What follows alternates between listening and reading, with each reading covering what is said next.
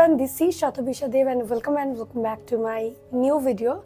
This is a picnic vlog. তো আজকে হচ্ছে 22শে ডিসেম্বর আর আজকে আমাদের পিকনিক হচ্ছে রোমকদের বাড়িতে। তো এই ভ্লগটাই আমি শেয়ার করবো যে পিকনিকে কি কি হচ্ছে, কতটা মজা করছি আমরা।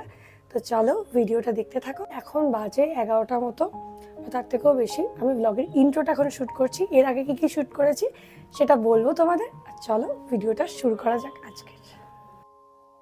সকাল সকাল পৌঁছে গেলাম আমাদের পিকনিক স্পটে। পিকনিক স্পটটা কিন্তু রোমকদের বাড়ির বাগানটা। তো এসেই দেখলাম এখানে রাঙামা লুচি বেলতে শুরু করে দিয়েছে। রোমক আবার লুচি ভাজার চেষ্টা করছিল, ভেজেছে দু একটা, খুব একটা ফোলেনি। আর এখানে আন্টি তৈরি করে ফেলেছিল তরকারি। তারপর আন্টিকে একটু সঙ্গ দেওয়ার জন্য আমি লুচি ভাজতে শুরু করলাম। সত্যি কথা বলতে প্রথমবার এত বড় কড়াইতে লুচি ভাজা বা এত বড় খুন্তি ধরা is pretty difficult for everyone, but তাও রোমক লুচিগুলো ছেড়ে দিচ্ছিল আর আমি ভাজার চেষ্টা করছিলাম। আর প্রত্যেকটা লুচি পারফেক্টলি ফুল ছিল, মানে এটা আমার এত ভালো লেগেছে। লুচি ভাজার যে ট্রিকগুলো আছে ওগুলো ফলো করলেই কিন্তু লুচি ফুল পেই। তো আমার লুচিগুলো ফুল ছিল, আমি খুব আনন্দ পেয়েছিলাম এর জন্য। সকালে ছিল আলু আর ফুলকপির তরকারি, যেটা আন্টি আগেই বানিয়ে রেখেছিল আমি আসার আগেই। তো দেখো কত বড় বড় বক্স এসছে। আর আমাদের পিকনিক স্পটটা কেমন অবশ্যই জানিও। পিকনিক স্পটটা কি দেখে মনে হচ্ছে এটা বাড়ির মধ্যেই এত সুন্দর সাজিয়ে আমরা পিকনিক করতে বসে গেছি।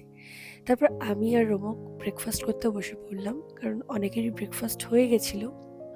প্রথমবার এত বড় কড়াইতে লুচি ভেজে নিজের হাতে খেতে বসেছি, মুখে হাসি তো থাকবেই। ফুলকপির আলুর তরকারি তো শীতে খুব স্পেশাল, আর তরকারিটা খুব ভালো হয়েছিল লুচির সাথে। তারপর দেখলাম নিমিষের মধ্যে ভেজ ডালটাও হয়ে গেল। আন্টি খুব কাজ করতে পারে, মানে আন্টি খুব ভালো রান্না করে, প্রত্যেকটা রান্না আন্টি করছিল। তারপরে ওদিকে তো চলছে রান্না, আমরা এদিকে মাংসটাকে ম্যারিনেট করলাম নুন হলুদ দই দিয়ে। তো এখানে এসে দেখছি আন্টি চাটনির জন্য খেজুর কাটছে আর কি। তারপরে গিয়ে আমি একটু আমসত্ত্বটাও কাট করে দিলাম, যেটা ভিডিও কেউ নেয়নি। তারপর চলে এলো ইয়াম্মি ইয়াম্মি কফি আর আন্টির বানানো খুবই টেস্টি কেক। আচ্ছা আন্টির বানানো না, রাকার বানানো, এটা রাকা দেখলে খুব রেগে যাবে। তারপরে একটু গানের সাথে আমরা দুজন একটু নেচে নিলাম বসে বসে, খুব টায়ার্ড হয়ে গেছিলাম তাই। তারপরে দেখলাম ভাতটা সেদ্ধ হয়ে গেছে প্রায়। রাঙামা এখানে ভাত চেক করতে এসছে আর আমি ততক্ষণ একটু রেস্ট নিতে নিতে কফি খেয়ে নিচ্ছি। আর কফিটা এত টেস্টি হয়েছিল যে কফিটা আমি 2 কাপ খেয়েছি। তারপরে মাংসটাও বসিয়ে দেওয়া হয়েছে এখানে, আলু পেঁয়াজ সমস্ত ফোড়ন টোড়ন দিয়ে। আর এখানে আন্টি মশলাগুলো দিয়ে যাচ্ছে আর আমি নাড়ছি। আসলে প্রথমবার এত বড় খুন্তি নাড়ার জন্য হাতে প্রচণ্ড ব্যথা হচ্ছিল। এরপরে এতবার খুন্তিটা ইউজ করাতে মানে হাতটা আর কি একদম ফিট হয়ে গেছিলো যে হ্যাঁ আমি ভালোভাবে কষাতে পারছিলাম। তাই জন্য এখানে সবাই দেখছে আমি কীভাবে কষাচ্ছি। আর ওদিকে আমাদের ভাতটা হয়ে গেছে, এটা নর্মাল ভাত যে হবে রাইস সেটার ভাতটা, আর একটা হবে ফ্রাইড রাইসও, সেটা আমি দায়িত্ব নিয়ে করব।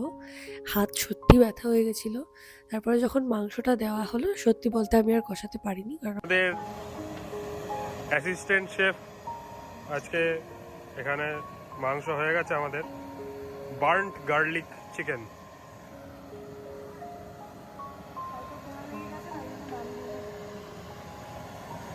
এটা এখন আমাদের নামানো হচ্ছে।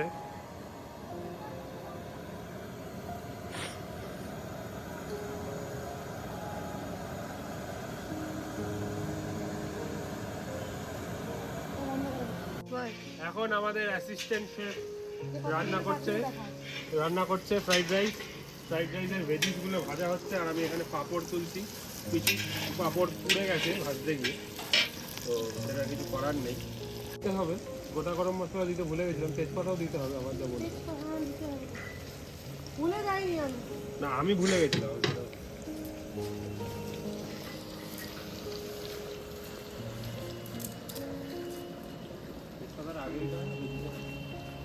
পুড়ে যাবে না, ঘরে যেরকম রান্না করে সেখানে করলে তো হবে না। ও এক্সপিরিয়েন্সড অ্যাসিস্ট্যান্ট শেফ, ভালো এক্সপিরিয়েন্স করে ফেলেছে। কিন্তু আমরা একটা ভুল করেছি, আগুন ধরালে সবার আগে আগুনের কিছু খেতে দিতে। হ্যাঁ ওই জন্যই রান্না বান্না ভুল। ফ্রাইড রাইসে কড়াইতে আস্তে আস্তে এবার একটু নাড়িয়ে নিন আপনি। আপনি নাড়িয়ে নিন, তাহলে জিনিসটা আরো ভালো হবে। শেষ করে দেবেন কি বলতো ব্যাপারটা, কাজুটা দিলেই সঙ্গে সঙ্গে বার্ন হয়ে যাবে। হ্যাঁ, বুঝতে পেরেছি। আমি ওই জন্য একটু বলছি দেরি করে দে, থ্যাংক ইউ। কারণ বিষয়টা সেদ্ধ হতে আমি হবে। হচ্ছি লেবার, তো আমি তো কিছু জানবো না। না, আমি কাজ শিখতে এসেছি আজকে এখানে। আর লাগবে? নাই, আর লাগবে? আর দেবো? আর কটা আছে? এটা ভাবলাম চাটনি দিয়েছিল। চাটনিতে দেয়নি। এই চাটনিটা করে দিলাম। হ্যাঁ, ব্যাস ব্যাস।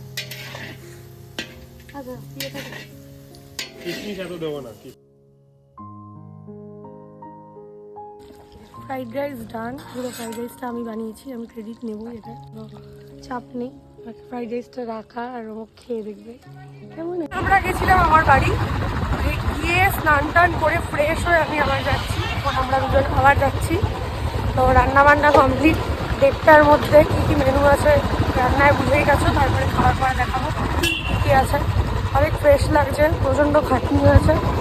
এত কাজ করা আমার অভ্যাস নেই সত্যি কথা বলতে, বাট অনেক কাজ করেছি আজকে। খাটাখাটনি করেছে, ওর অনেক কষ্ট হয়েছে। ওদের তো ও এরকম কোনোদিন করেনি না, ওর এক্সপিরিয়েন্স। হ্যাঁ, আমার কোনো এক্সপিরিয়েন্সই নেই। আমার কিন্তু এই সবের মধ্যেও একটা মজা আছে। ফার্স্ট টাইম এত বড় ঘরে জীবনে রান্না করি, এটাই মজা লেগেছে। চলো এখন যাওয়া যাক। বাড়ি তো চলেই এসেছি, সবাই খেতে বসে গেছে, তো চলো যাওয়া যাক। তো এসেই দেখলাম বাড়ির সবাই বড়রা খেতে বসে গেছে।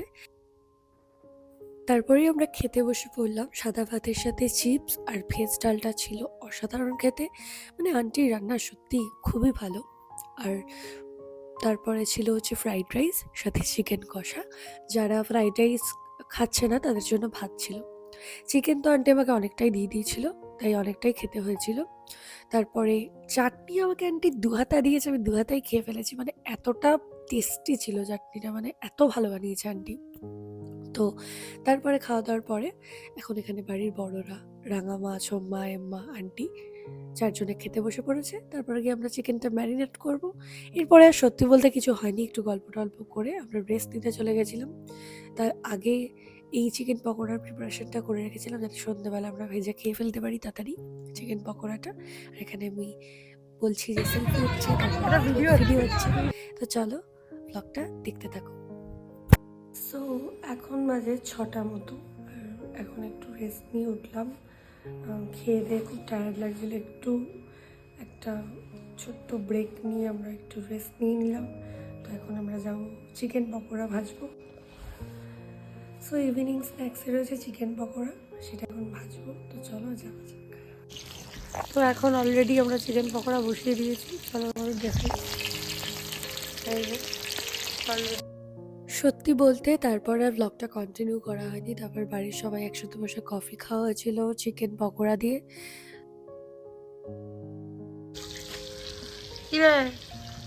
কেমন আছি?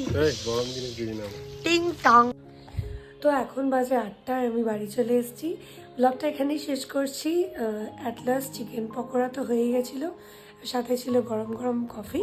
সবাই আড্ডা মারতে মারতে একটু কফি খেয়ে খুব তাড়াতাড়ি বাড়ি আসার ছিল বলে আমি চলে এসেছি। তো শর্ট নিতেও ভুলে গেছি। তো ভিডিওটা এই অবধিই রাখলাম। কেমন লাগলো অবশ্যই জানিও কমেন্ট করে, আর অবশ্যই আমার চ্যানেলটাকে যাওয়ার আগে সাবস্ক্রাইব করে দিয়ে যেও। তো চলো, এই ভিডিওটা থাকলো এইটুকুই। দেখাচ্ছে নেক্সট একটা ভিডিওতে। ততক্ষণের জন্য টাটা, সবাই ভালো থেকো, সুস্থ থেকো।